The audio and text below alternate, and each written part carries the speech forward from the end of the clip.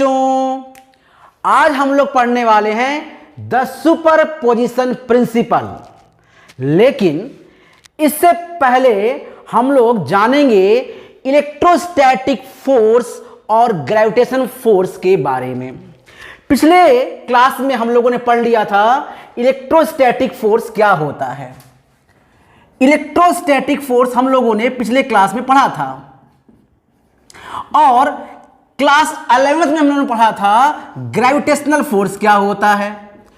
जरा इन दोनों में कंपेयर किया जाए कि इन दोनों के फोर्स में क्या सिमिलरिटी है और क्या डिसिमिलरिटी है। मींस क्लास 11th का फोर्स और क्लास 12th का फोर्स, इन दोनों का हम लोग कंपेयर करने वाले हैं कि इन दोनों के फोर्स में क्या डिफरेंस है।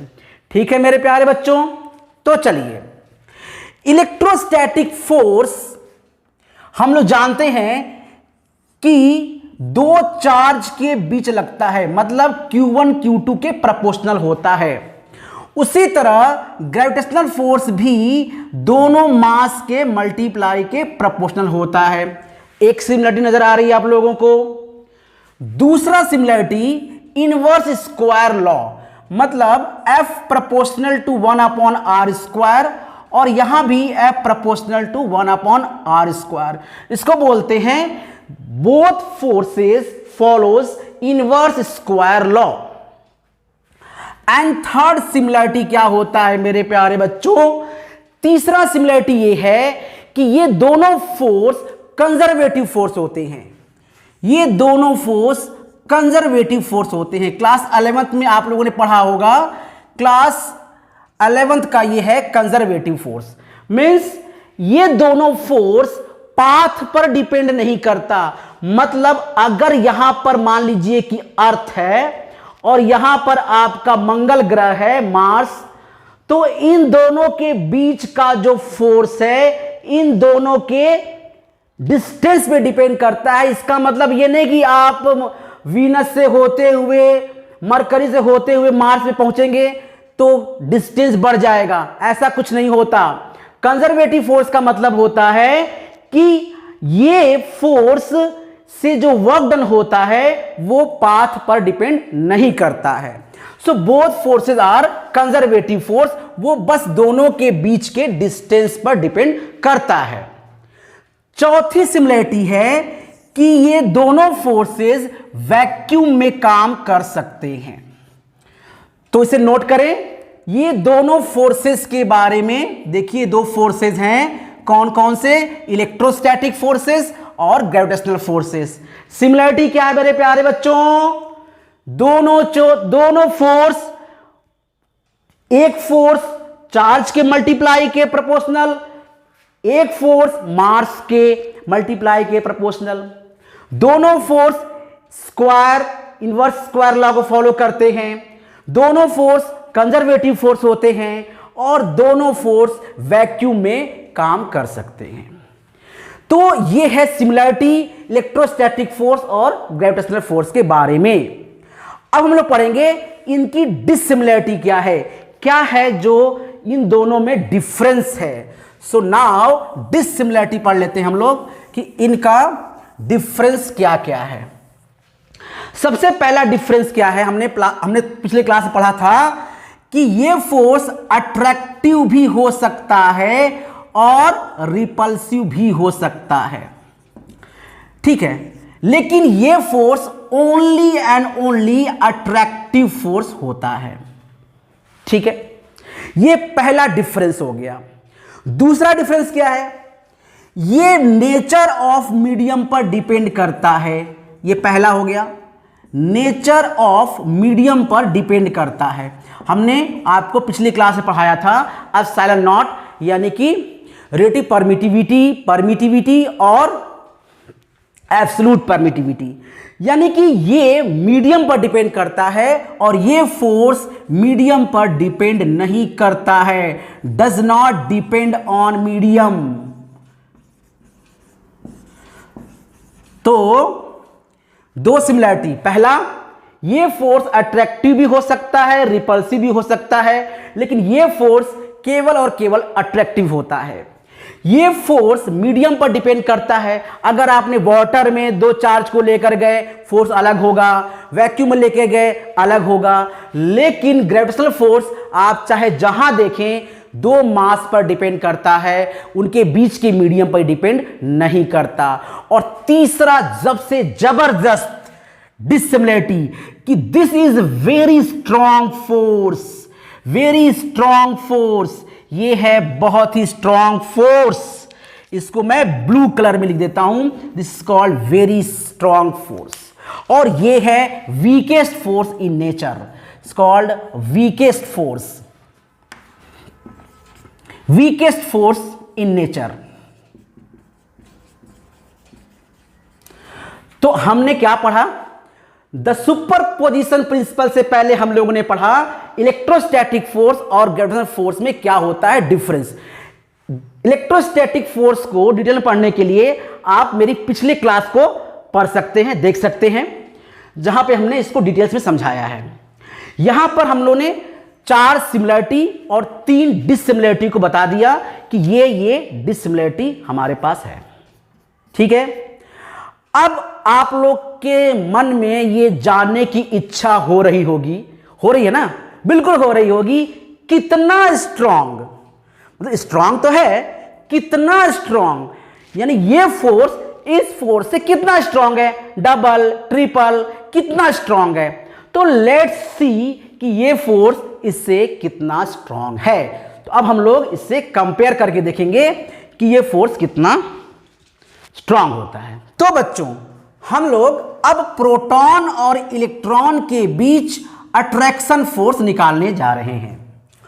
प्रोटॉन का जो मास होता है वो होता है 1.67 इंटू 10 की पावर -27 kg, और वही इलेक्ट्रॉन का मास होता है 9.1 इंटू 10 की पावर -31 kg। और चार्ज तो आप लोगों को पता ही होगा 1.6 इंटू 10 की पावर 19 कूलाम होता है। ठीक है, चलिए अब हम निकालना चाहते हैं कि इलेक्ट्रोस्टैटिक फोर्स कितना होगा। सो 9 इंटू 10 की पावर 9, इन दोनों का चार्ज यानी कि 1.6 10 की पावर -19, इसका स्क्वायर कर लेते हैं अपॉन आर स्क्वायर, हम लोग ऐसे ही आर मान लेते हैं। ठीक है, अब निकालते हैं हम लोग, इसको हम लोग ले लेते हैं, इसका मैग्नीट्यूड है, और अब हम लेते हैं ग्रेविटेशनल फोर्स का मैग्नीट्यूड। तो ये हो जाएगा 6.67 10 की पावर -11, और अब इन दोनों का मास, तो प्रोटॉन इलेक्ट्रॉन है इसलिए इसका मास हो जाएगा 1.67 इंटू 10 की पावर -27 इंटू 9.1 10 की पावर -31 अपॉन आर स्क्वायर। और जब आप इसको डिवाइड करोगे तो यू आर सरप्राइज्ड, सरप्राइज बच्चों, सरप्राइज्ड, कितना आता है? ये आता है 2.27 इंटू 10 की power 39। Amazing, so amazing. Electrostatic force gravitational force से इतना टाइम्स ज्यादा होता है। ये प्रोटॉन इलेक्ट्रॉन का अट्रैक्शन है। अगर आप इसे देखना चाहें तो बच्चों जरा फील करो। ठीक है, ये है 139 0। सो 1 2 3 4 5 6 7 8 9 10 11 12 13 14 15 16 17 18 19 20 21 22 23 24 25 26 27 28 29 30 31 32 33 34 35 36 37 38 और 39। ओह माय गॉड, इतना टाइम्स ज्यादा होता है इलेक्ट्रोस्टैटिक फोर्स, थोड़ा बहुत नहीं। ग्रेविटेशनल फोर्स बहुत वीक होता है, और एक प्रोटॉन और एक इलेक्ट्रॉन के बीच का फोर्स देखिए कितना टाइम्स ज्यादा होता है। इसी तरह अगर आप चाहें तो प्रोटॉन और प्रोटॉन के बीच का भी आप फोर्स निकाल सकते हैं। तो यह निकालते हैं प्रोटॉन और प्रोटॉन के बीच का फोर्स। जब आप Fe अपॉन Fg करेंगे, बस आपको यहां पर जो मास आपने लिया है इलेक्ट्रॉन और प्रोटॉन का, प्रोटॉन इलेक्ट्रॉन का, उसे आपको प्रोटॉन और प्रोटॉन रखना है, और आप पाओगे कि ये वैल्यू होती है 1.24 इंटू 10 की पावर 36। तो ये भी बहुत ज्यादा होता है। तो इसका मतलब ये हो गया कि ग्रेविटेशनल फोर्स वीक फोर्स होता है और इलेक्ट्रोस्टैटिक फोर्स बहुत बहुत और बहुत ज्यादा स्ट्रांग फोर्स होता है। ठीक है, हम लोगों ने क्या पढ़ा अभी? इलेक्ट्रोस्टैटिक फोर्स और ग्रेविटेशनल फोर्स में डिफरेंस। मेन डिफरेंस क्या बताओगे आप लोग या सिमिलरिटी? भैया दोनों इनवर्स स्क्वायर लॉ को फॉलो करते हैं, दोनों वैक्यूम में काम करते हैं, दोनों क्या दोनों भूल गए ना? नहीं, मैं बार बार कहता हूं, आप भूल जाओ ये मैं होने नहीं दूंगा, और मैं भूल जाऊं ये तो कभी हो नहीं सकता। दोनों अट्रैक्टिव नहीं होते, इलेक्ट्रोस्टैटिक फोर्स रिपल्सिव भी हो सकता है और ग्रेविटेशनल फोर्स सिर्फ और सिर्फ अट्रैक्टिव होता है। तो ये कुछ सिमिलरिटीज हैं और डिसिमिलरिटीज हैं। अब हम लोग आएंगे अपने मेन टॉपिक पे, और हमारा मेन टॉपिक क्या था? Superposition of principle. तो उसे हम लोग आज अभी इसी वक्त पढ़ेंगे। सुपरपोजिशन ऑफ प्रिंसिपल सुना सुना लग रहा है ना आप लोगों को? क्लास 11th में पढ़ा था हम लोगों ने, जब दो या दो से अधिक वेव किसी मीडियम में चल रही होती थी तो उनका सुपरपोजिशन होता था। बट यहां पर हम लोग superposition of principle of electrostatic force की बात करेंगे। इलेक्ट्रोस्टैटिक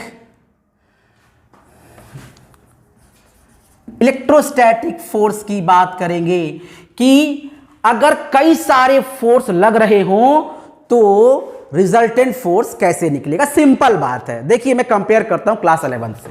ठीक है, क्लास 11 में क्या था? कई सारे वेव चल रहे हैं, रिजल्टेंट डिस्प्लेसमेंट क्या होगा? यहां क्या है? कई सारे चार्ज रखे हुए हैं, रिजल्टेंट चार्ज क्या होगा? एग्जाम्पल है ना, एग्जाम्पल सपोज करिए कि यहां पर एक व्यक्ति खड़ा है जिसका नाम है सौरभ चौहान। तो सौरभ चौहान नाम का एक व्यक्ति यहां पर खड़ा है। ठीक है, आप चौहान ही बोल सकते हैं इसको। ठीक है, चौहान भाई साहब यहां पर खड़े हैं। ठीक, और बहुत सारे लोग यहां खड़े हैं, कोई यहां खड़ा है, कोई इधर खड़ा है, कोई इधर खड़ा है, कोई इधर खड़ा है, कोई इधर खड़ा है, ऐसे बहुत सारे लोग खड़े हैं अगल बगल सब।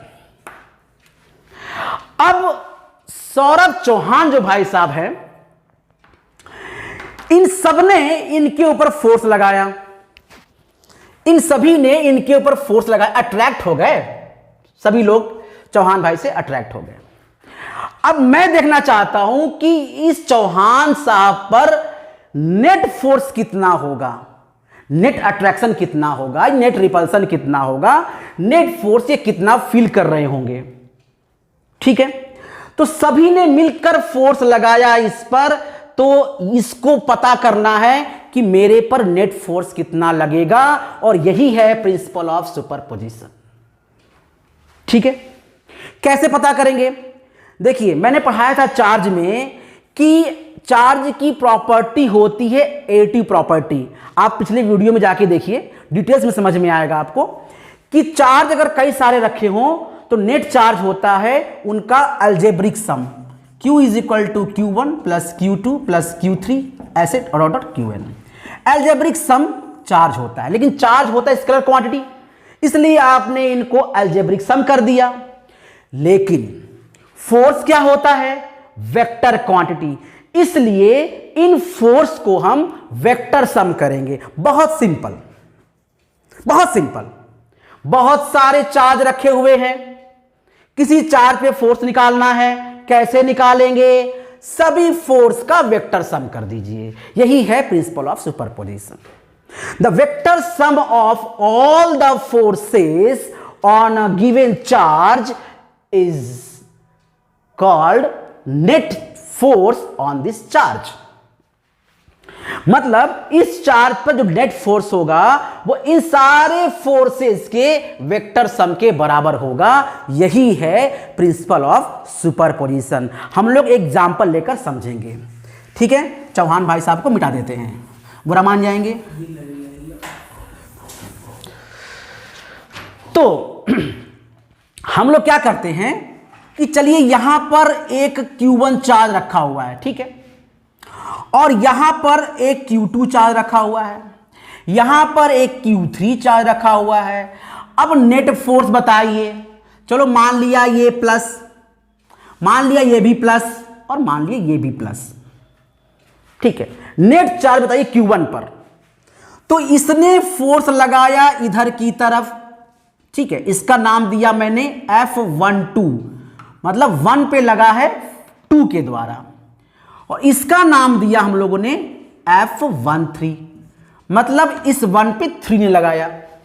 और बस आपको क्या करना है, इसका वेक्टर सम करना है। और बचपन में आप लोगों ने पढ़ा था क्लास 11th में कि दो वेक्टर को सम करने के लिए पैरेललोग्राम लॉ का इस्तेमाल करते हैं। तो ये है हमारा नेट वेक्टर, नेट फोर्स, इसको बोलेंगे एफ नेट। तो समझ लीजिए एक बार फिर से, दो चार्ज यहां रखे थे, एक चार्ज ने दूसरे चार्ज ने पहले चार्ज पे फोर्स लगाया F12, और तीसरे चार्ज ने पहले पर लगाया F13। तो दोनों का रिजल्टेंट कैसे निकलेगा, वेक्टर सम करेंगे। और तरीका क्या होता था वेक्टर सम करने का, पैरेललोग्राम लॉ। ठीक है, और इस तरह से हम एफ नेट निकाल सकते हैं। तो अगर हम कहें आपसे एक चार्ज Q1, इस पे बहुत सारे चार्ज हैं, Q2, Q3, Q4, Q5, Q6, ऐसे ऐसे Qn तक चार्ज हैं। तो नेट चार्ज Q1 पे कितना लगेगा, बहुत सिंपल, नेट फोर्स कितना लगेगा। तो जो F लगेगा नेट फोर्स 1 पर, वो हो जाएगा F12। 1 पे किसने लगाया, 2 ने, फिर 1 पे किसने लगाया, 3 ने, फिर 1 पे किसने लगाया, 4 ने, फिर ऐसे करते करते F1 पे nवें चार्ज ने फोर्स लगा दिया। यही है प्रिंसिपल ऑफ सुपरपोजिशन। ठीक है, याद करिए, चौहान भाई साहब पे जो फोर्स लगा, सबने पकड़ पकड़ के फोर्स लगाया, और सबका वेक्टर सम कर देंगे तो आपको मिल जाएगा एफ नेट। ठीक है, मैं फिर से इसको रिवाइज कर देता हूं। Net force on a charge is vector sum of all individual charge। ठीक है, फिर से, net force on a charge is force applied by all other charges on this। ठीक है, तो आपको क्या करना है, इसका वेक्टर सम करना है, और इसके बाद आपको सुपरपोजिशन प्रिंसिपल निकल जाएगा। ठीक है मेरे प्यारे बच्चों, मैं आपको एक बार और रिवाइज कर देता हूं। फोर्स अगर आपको निकालना है 1 पर, तो आप क्या करेंगे, 1 पर दूसरे ने क्या लगाया, 1 पे तीसरे ने कितना लगाया, 1 पे चौथे ने कितना लगाया, इस तरह से 1 पर nवे ने कितना लगाया। ठीक है, डेफिनेशन क्या हो गया, net force on a charge is equal to vector sum of all other forces applied on this given charge। It is called superposition of principle। ठीक है, सुपरपोजिशन ऑफ प्रिंसिपल को आप एक तरह समझ लीजिए कि एक व्यक्ति पर जितने फोर्स लग रहे हैं चारों तरफ से, उन सब का वेक्टर सम कर लीजिए, तो इस पर नेट फोर्स आ जाएगा। It is called superposition of principle. ठीक है, आप लोग को यह बात समझ में आ गई होगी। ठीक है, चलिए इसको थोड़ा सा हम लोग कैलकुलेट कर देते हैं।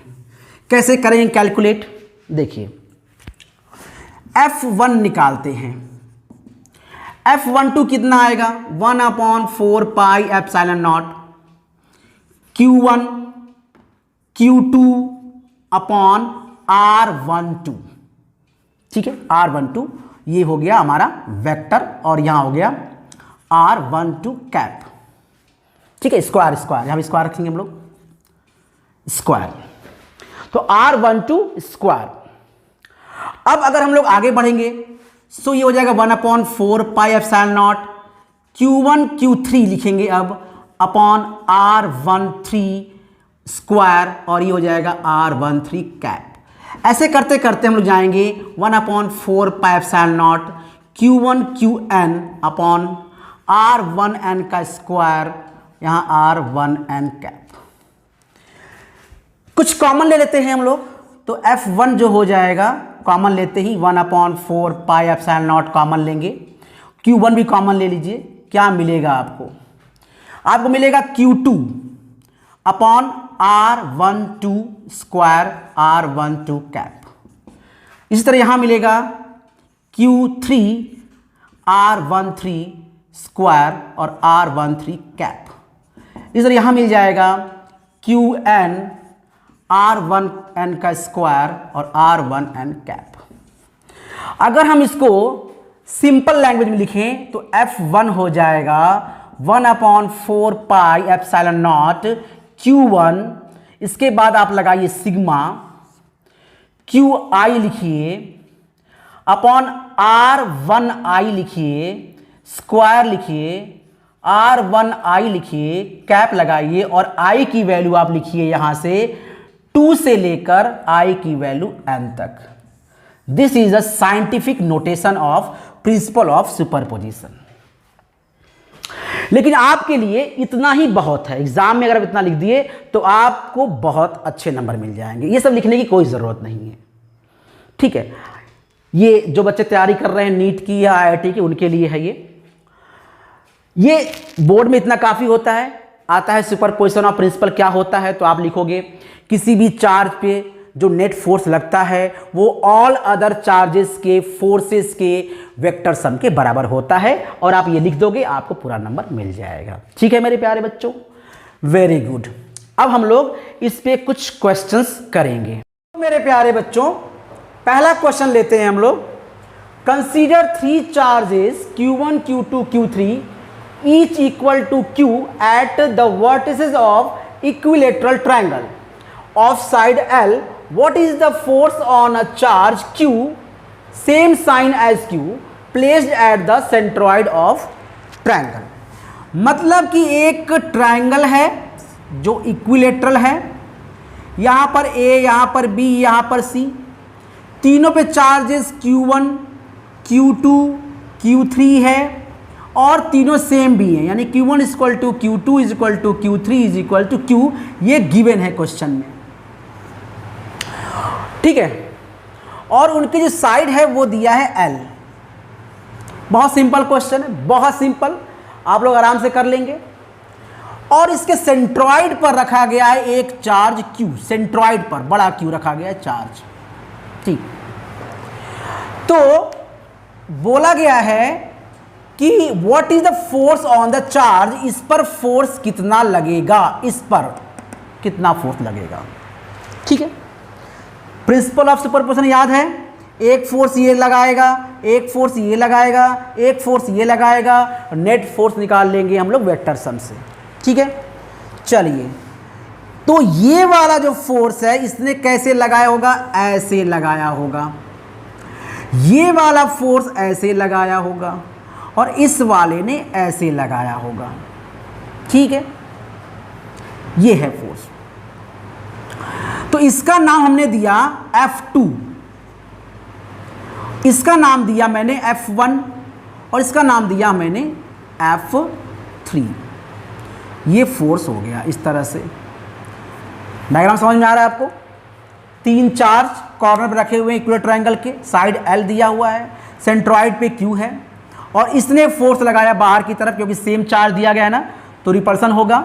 ये फोर्स लगाया बाहर की तरफ F2, इसने लगाया बाहर की तरफ F3, इसने लगाया बाहर की तरफ F1, और अब नेट चार्ज कितना होगा तो इसे हम थोड़ा सा बाहर डायग्राम में देखते हैं। ये कितना था F2, ठीक है, और ये कितना था, ये था F1, और ये कितना था, ये था F3, और तीनों के बीच का एंगल 120 होगा सिमिलरिटी के अकॉर्डिंग 120। और क्या तीनों फोर्स सेम होंगे? हाँ बिल्कुल, तीनों फोर्स सेम होंगे। क्यों होंगे? क्योंकि तीनों का चार्ज सेम है। कितना फोर्स होगा? F1, F2, F3, सबका मैग्नीट्यूड सेम होगा और वो कितना होगा 1/4 pi epsilon not Q by, और इसको मैं कुछ डिस्टेंस दे देता हूं, सपोज करो R। ठीक है, सब डिस्टेंस R हो गया, ये R और ये भी R। सो क्यू क्यू बाई आर। बहुत सिंपल, फिर से देख लीजिए एक बार। सेंट्रॉइड का सारे वर्टेक्स से डिस्टेंस सेम होता है, सेंट्रॉइड का सारे वर्टेक्स से डिस्टेंस सेम होता है, ये देखिए, ठीक। तो वो हमने आर मान लिया, चार्ज कैपिटल क्यू था सेंट्रॉइड पर और वर्टेक्स पे क्यू था। सो F1 जो हमारा आ गया वो आ गया इतना, ठीक। और F2 भी यही है, F3 भी यही है। एक थ्योरम होता है लामी थ्योरम, जो ये कहता है अगर सेम फोर्स कुछ इस तरह से लगे हों कि उनके बीच का एंगल 120 हो। याद रखिए क्या कहता है लामी थ्योरम, अगर तीन फोर्स किसी पॉइंट पर ऐसे लगे हों जो कि सेम मैग्नीट्यूड के हों और उनके बीच का एंगल 120 हो, तो इस पॉइंट पर नेट फोर्स 0 होता है। कितना होता है? 0। और इसी से इसको कंपेयर कर सकते हैं। क्या ये डिस्टेंस सेम है? बिल्कुल same, distance same, distance same, force भी सेम, सारे फोर्स सेम, और फोर्स के बीच का एंगल भी कितना? 120 डिग्री। तो इसका मतलब नेट जो फोर्स होगा हमारा वो कितना आ जाएगा बेटा? 0। Net force equal to 0। देखिए एकदम सिंपल। तो क्वेश्चन क्या था? क्वेश्चन था कि तीन चार्जेस रखे हुए हैं जो कि सेम मैग्नीट्यूड के हैं, ठीक है। सेंट्रॉइड पे चार्ज रखा गया है जो कि सेम बिहेवियर का, मतलब प्लस चार्ज है, चाहे कोई भी हो लेकिन चार्ज प्लस ही होगा। अगर यहां प्लस तो यहां प्लस रखेंगे। तो फोर्स निकाला मैंने F1 equal to 1/4 pi epsilon not Q Q by R. अरे आर स्क्वायर होगा, यहां पे आर स्क्वायर बना लीजिएगा, ठीक है। तो ये हो गया Q Q by R square. Force तीनों सेम और तीनों के बीच का एंगल भी सेम। फिर से रिपीट, तीनों फोर्स सेम और तीनों के बीच का एंगल सेम, तीनों फोर्स सेम, तीनों के बीच का एंगल सेम, तीनों फोर्स सेम, तीनों के बीच का एंगल सेम। तो नेट फोर्स उस पॉइंट पर 0, ठीक है। तो ये हो गया हमारा पहला क्वेश्चन, इसको नोट कर लीजिएगा। अब हम लोग करेंगे दूसरा क्वेश्चन।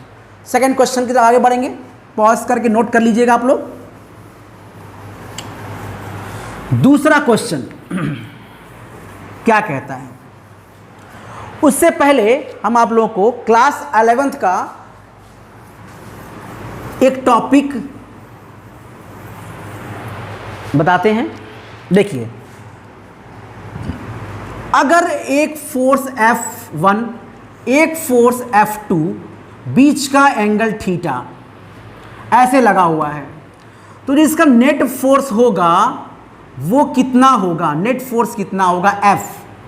फॉर्मूला होता था F is equal to under root F1 square F2 square plus 2F1 F2 cos theta. ये क्लास 11th में था, ठीक है।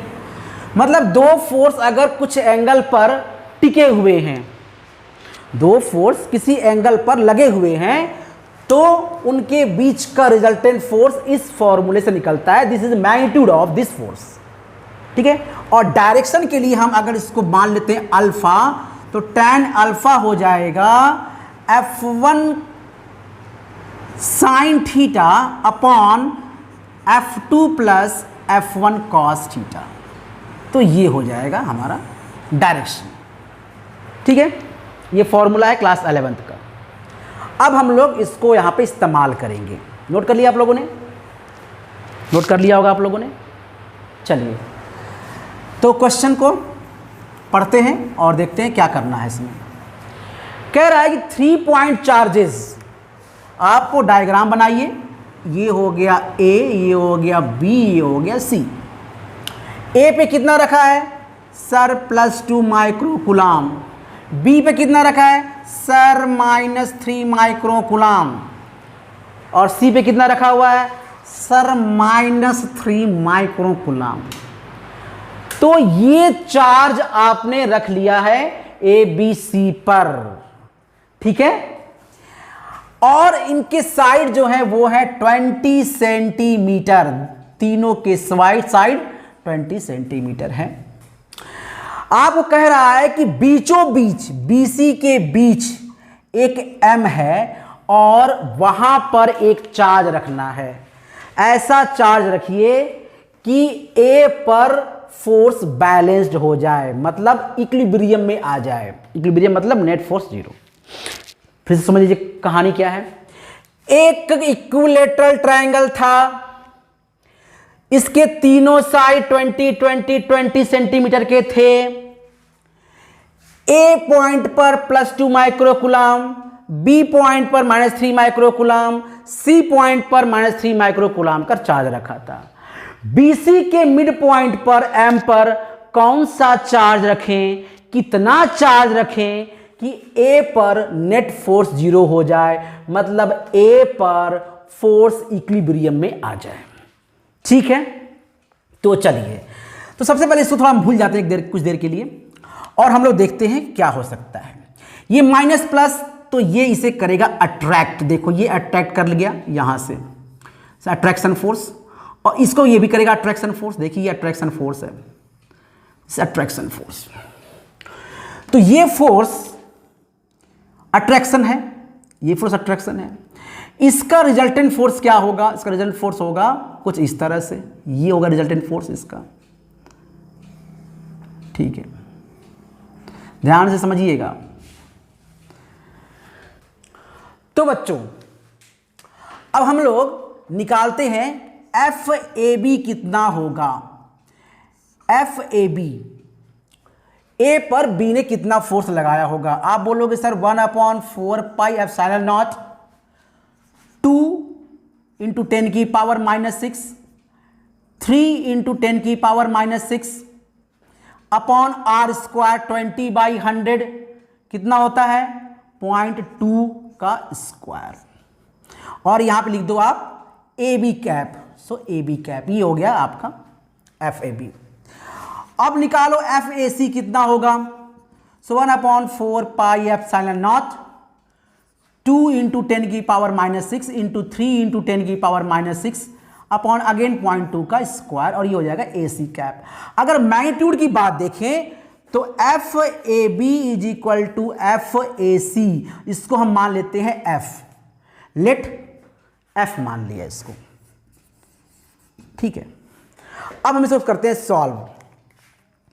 दो फोर्स लगे हैं, इनके बीच का एंगल 60 है, तो नेट फोर्स जो होगा वो हो जाएगा √F² plus F² plus 2FF cos theta, 2FF cos theta.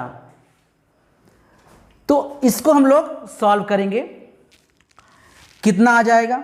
सो ये हो जाएगा 2F² प्लस 2F² और ये हो जाएगा 1/2।